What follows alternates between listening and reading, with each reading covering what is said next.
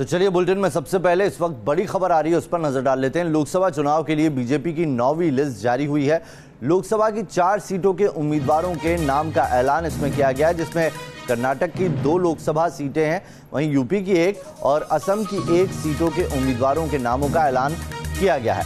बेंगलोर दक्षिण से तेजस्वी सूर्या को जहां टिकट मिला है, तो वहीं बेंगलोर ग्रामीण से अश्वत्थ नारायण उम्मीदवार बनाए गए हैं। यूपी की 1 सीट की बात करें तो यूपी के हाथरस जो सुरक्षित सीट है वहां से राजवीर सिंह वाल्मीकि को टिकट दिया गया है। वहीं असम के नौगांव से रूपक शर्मा कैंडिडेट बनाए गए हैं। अब तक बीजेपी 310 उम्मीदवारों के नामों की घोषणा कर चुकी है।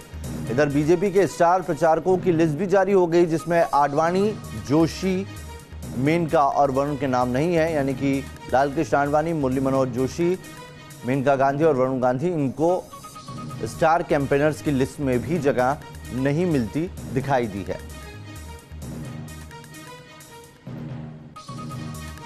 बीजेपी ने 9वीं लिस्ट जारी कर दी है और 9वीं लिस्ट में 4 उम्मीदवारों के नामों की घोषणा की गई है। कुल अभी तक 310 उम्मीदवारों के नामों का ऐलान बीजेपी कर चुकी है। इधर बीजेपी के यूपी स्टार प्रचारकों के नाम का ऐलान हुआ है, जिसमें आडवाणी का नाम नहीं होने पर सभी ने हैरत जताई है।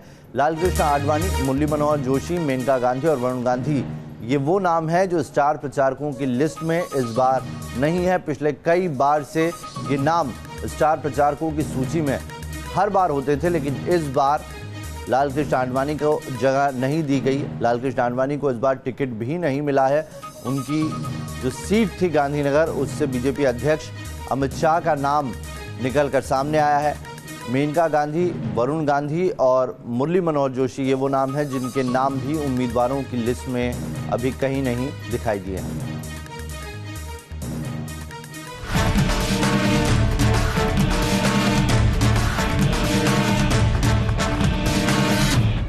पहले टिकट कटा और अब स्टार प्रचारक भी नहीं रहे बीजेपी के लौह पुरुष कहे जाने वाले आडवाणी। कहना गलत नहीं होगा कि बीजेपी को फर्श से अर्श तक पहुंचाने वाले आडवाणी सक्रिय राजनीति से इतने दूर हो चले कि अब स्टार प्रचारक की भूमिका में भी नजर नहीं आएंगे। एक तरफ 30 साल बाद आडवाणी का नाम लोकसभा के उम्मीदवारों की लिस्ट में नहीं, तो वहीं दूसरी तरफ स्टार प्रचारकों की लिस्ट से भी उनका नाम गायब है। बीजेपी ने पहले और दूसरे चरण के लोकसभा सीटों के लिए सोमवार को जो स्टार प्रचारकों की सूची जारी की, उसमें प्रधानमंत्री नरेंद्र मोदी, बीजेपी के राष्ट्रीय अध्यक्ष अमित शाह, यूपी के मुख्यमंत्री योगी आदित्यनाथ, गृह मंत्री राजनाथ सिंह, रक्षा मंत्री निर्मला सीतारमण समेत छोटे बड़े तमाम नाम मौजूद हैं। लेकिन चौंकाने वाली बात यह है कि कुल 40 लोगों की लिस्ट में बीजेपी के कद्दावर नेता लालकृष्ण आडवाणी का नाम नहीं। स्टार प्रचारकों की सूची में आडवाणी के अलावा जिन नेताओं को जगह नहीं मिली, उनमें मुरली मनोहर जोशी, वरुण गांधी और मेनका गांधी का भी नाम शामिल है। आडवाणी के लिए ये डबल झटके से कम नहीं, क्योंकि इससे पहले गांधीनगर लोकसभा सीट से उनका नाम पहले ही कट चुका है। अब बीजेपी के स्टार प्रचारकों की सूची से बाहर होना ये बता रहा है कि पार्टी इस बार युवा जोश पर विश्वास कर रही है। ये कहानी सिर्फ बीजेपी की नहीं, बल्कि समाजवादी पार्टी की भी है। समाजवादी पार्टी को शिखर पर पहुंचाने वाले मुलायम सिंह यादव का हाल भी इससे जुदा नहीं है। समाजवादी पार्टी ने अपने 40 स्टार प्रचारकों की जो लिस्ट जारी की, उनमें पहले नंबर पर अखिलेश का नाम था, लेकिन पार्टी को बनाने वाले मुलायम का नाम गायब था। हालांकि हाय तौबा मचने के बाद समाजवादी पार्टी ने दूसरी लिस्ट में मुलायम सिंह यादव को पहले नंबर पर जगह दी। कहते हैं राजनीति में उम्र की कोई सीमा नहीं है, लेकिन इस बार के चुनाव में उम्र और तजुर्बे पर नई सियासी सोच भारी पड़ रही है। Team news nation.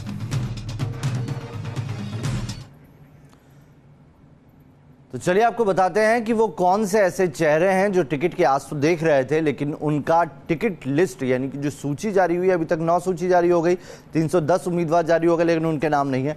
ये वो बड़े नाम हैं जिन्हें टिकट नहीं मिला है। लालकृष्ण आडवाणी, बहुत उम्मीद थी, लेकिन उनकी गांधीनगर सीट से अब अमित शाह चुनाव मैदान में है। शांता कुमार का टिकट भी कट गया है, उनकी जगह भी कैंडिडेट दूसरे बनाए गए। ये वो 3 नाम हैं जिन्होंने खुद किनारा करने की बात निकल कर आई थी, लेकिन हाँ, इसमें सुमित्रा महाजन अभी भी चुनाव लड़ने के पक्ष में थी, उनका अभी तक नाम नहीं आया, उनकी सीट भी घोषित नहीं हुई है। उमा भारती और सुषमा स्वराज, ये वो 2 नाम थे जिन्होंने खुद ही चुनाव लड़ने से इनकार कर दिया था और सेहत का इसके पीछे हवाला दिया था। शाहनवाज हुसैन को भागलपुर से टिकट नहीं मिला, उनकी सीट जेडीयू के खाते में चली गई है। कलराज मिश्र की बात करें, हुकुम देव नारायण यादव की बात करें, इन्हें भी टिकट नहीं मिला है। ये वो चेहरे हैं जिनके ऊपर उम्मीद थी कि इन्हें टिकट मिलेगा, लेकिन टिकट नहीं मिल पाया। इधर एक कांग्रेस के लीडर भी हैं राशिद अल्वी, जिनका टिकट मिलने के बाद उन्होंने इनकार कर दिया और अब उनकी जगह से सचिन चौधरी चुनाव मैदान में अमरोहा सीट से उतारे गए हैं। बीसी खंडूरी का टिकट नहीं मिला है, उनके बेटे पहले ही कांग्रेस में जा चुके हैं, इसीलिए उम्मीद की जा रही थी कि उनका टिकट कट जाएगा और हुआ भी यही है। वहीं करिया मुंडा की जगह अर्जुन मुंडा को झारखंड की लोकसभा सीट से टिकट इस बार दिया गया है। इसके पीछे वजह उम्र का तकाजा बताई जा रही है। आगे बढ़ते हैं। इधर नवादा से टिकट कटने के बाद बीजेपी नेता गिरिराज सिंह का अपनी पार्टी के नेताओं पर गुस्सा फूटा है। बेगूसराय से चुनाव लड़ रहे गिरिराज का कैमरे के सामने दर्द छलक आया। क्या कुछ कहा गिरिराज ने, आइए दिखाते हैं। मेरे स्वाभिमान को टच किया, इसलिए कि बिहार में किसी सांसद, किसी मंत्री के सीट को इधर से उधर नहीं किया गया। बिहार बीजेपी के फायर ब्रांड नेता गिरिराज सिंह अपनी ही पार्टी से नाराज हैं। नवादा सीट से बेगूसराय भेजे गए केंद्रीय मंत्री गिरिराज सिंह अपनी सीट बदले जाने से बेहद आहत हैं। पार्टी के इस फैसले पर वो एक बार नहीं कई बार खुलकर नाराजगी जता चुके हैं। एक बार फिर बीजेपी के इस फायर ब्रांड नेता का दर्द कैमरे पर छलक गया। गिरिराज सिंह ने कहा कि उन्हें तकलीफ इस बात की है कि उनकी सीट बदल दी गई और उनसे बात तक नहीं की गई।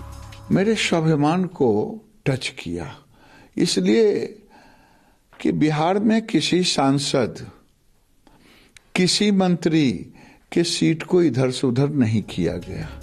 गिरिराज सिंह ने अपनी सीट बदले जाने को लेकर सीधे सीधे बिहार के बीजेपी नेतृत्व पर सवाल उठाया है।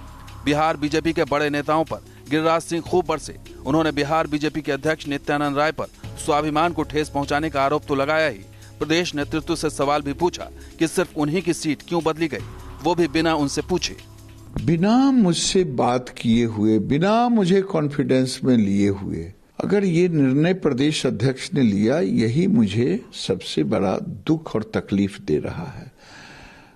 मुझे प्रदेश नेतृत्व बताए कि किन कारणों से बिना बताए हुए, बिना मुझसे बातचीत किए हुए किया।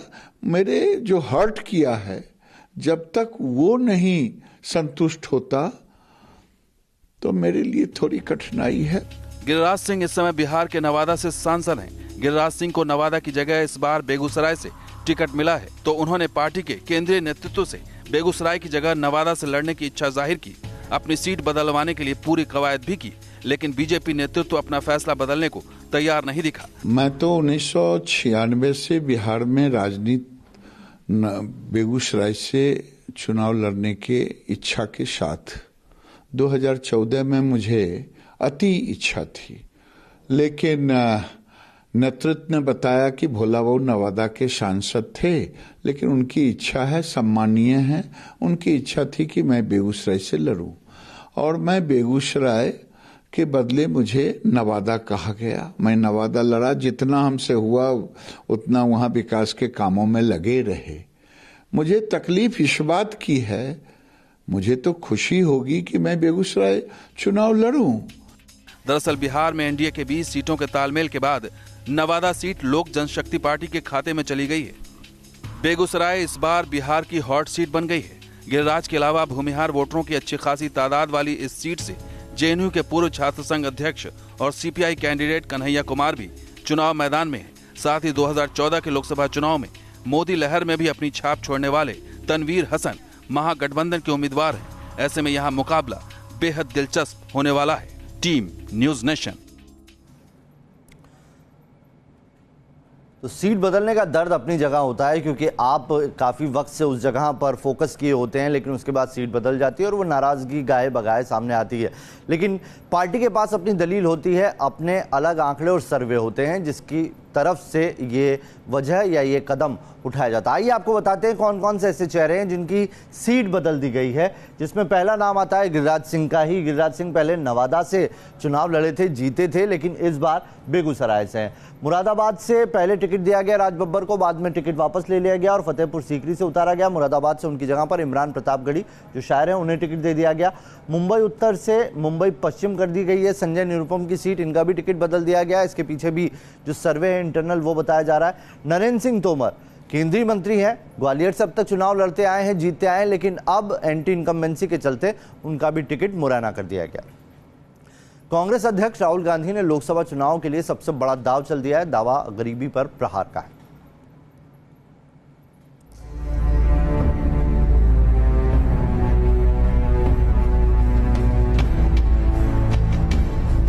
मनरेगा फर्स्ट फेज था ऑपरेशन का। मनरेगा में 14 करोड़ लोगों को हमने गरीबी से निकाला। अब ये सेकंड एंड फाइनल ऑपरेशन है। हम 25 करोड़ लोगों को गरीबी से निकाल देंगे, खत्म कर देंगे। पहले इंदिरा ने कहा, फिर राजीव गांधी ने कहा, अब राहुल गांधी कह रहे हैं गरीबी से ये आखिरी जंग है। मतलब जो सपना दादी ने दिखाया था, 5 दशक बाद एक बार फिर राहुल उसी सपने पर सवार होकर 2019 के रण को फतह करने की तैयारी में है।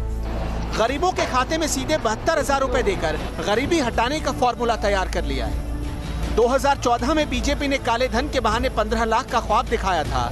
2019 में राहुल गांधी 72,000 रुपए सालाना देने का ऐलान कर रहे हैं। अगर आपकी आमदनी 12,000 रुपए से कम है तो हम आपकी आमदनी को 12,000 तक पहुंचा देंगे। कोई काम बंद नहीं करेगा। जब वो व्यक्ति कंफर्टेबली निकल जाएगा 12,000 से, फिर वो स्कीम उसको so it will stop on its own. एक अंदाजे के मुताबिक राहुल गांधी के इस चुनावी वायदे को पूरा करने में 3,60,000 करोड़ रुपए सालाना खर्च आएगा, जबकि मनरेगा के तहत अंतरिम बजट में 60,000 करोड़ रुपए का प्रावधान है। प्रधानमंत्री कृषि सिंचाई योजना के लिए 9,516 करोड़ रुपए, प्रधानमंत्री ग्राम सड़क योजना के लिए 19,853 करोड़ रुपए और स्वच्छ भारत मिशन पर 12,750 करोड़ रुपए अंतरिम बजट तय किया गया। यानी राहुल के वायदे में जो खर्च आएगा वो मनरेगा के बजट से ज्यादा होगा, तो वहीं मिड डे मील, राष्ट्रीय शिक्षा मिशन, स्वास्थ्य मिशन जैसी कई स्कीमों को पीछे छोड़ देगा। देखिए, देश को गरीबी तो राहुल गांधी के परिवार की देन है। पिछले दशकों में गरीबी हटाओ के नाम पर वो गरीबों को ही हटाने लगे थे। राहुल जी के पास दृष्टिहीनता है, वह कुछ भी कभी भी कहीं भी बोल देते हैं। राहुल गांधी देश को बताएं कि उनकी आर्थिक दृष्टि है क्या, वो किस प्रकार से भारत को एक आर्थिक महाशक्ति बनाना चाहते हैं। बीजेपी हमलावर है, लेकिन राहुल गांधी को अपने दावे से मनरेगा जैसे करिश्मे की उम्मीद है। मनरेगा में 100 दिन का काम की गारंटी देकर कांग्रेस ने 2009 के आम चुनाव में गांवों को साधा। इस बार गांव के गरीबों के साथ साथ शहरी गरीबों पर कांग्रेस की नजर है। हालांकि इसी शहरी गरीब के लिए मोदी सरकार ने चुनावों से पहले पेंशन योजना लागू कर उन्हें अपने पाले में खींचने की कोशिश की।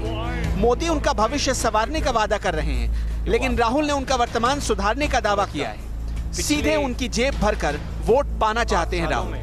मतलब जो बात राहुल की जुबान पर आई नहीं, वो कुछ ऐसी है कि तुम मुझे वोट दो, मैं तुम्हें पैसे दूंगा। Team news nation.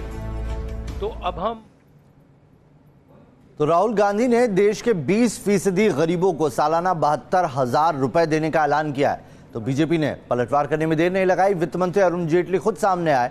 उन्होंने नेहरू से लेकर यूपीए तक की सरकारों पर सवाल खड़े कर दिए। कांग्रेस पार्टी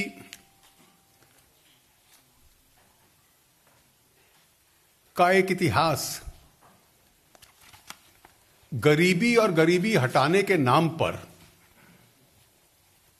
राजनीतिक व्यवसाय करने का रहा है।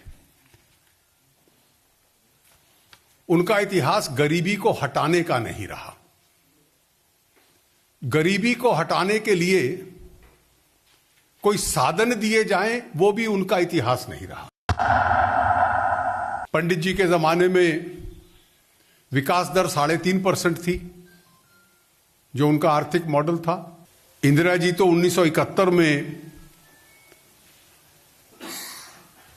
गरीबी हटाने के नाम पर चुनाव जीती थी। गरीबी हटाओ उसका मुख्य नारा था, जो आज तक लोगों को स्मरण है। 10 वर्ष के यूपीए के कार्यकाल में भी किस प्रकार से एक प्रकार से छल, कपट, धोखा, ब्लफ होता था। खबरें जारी है, तुरंत लौट रहे हैं।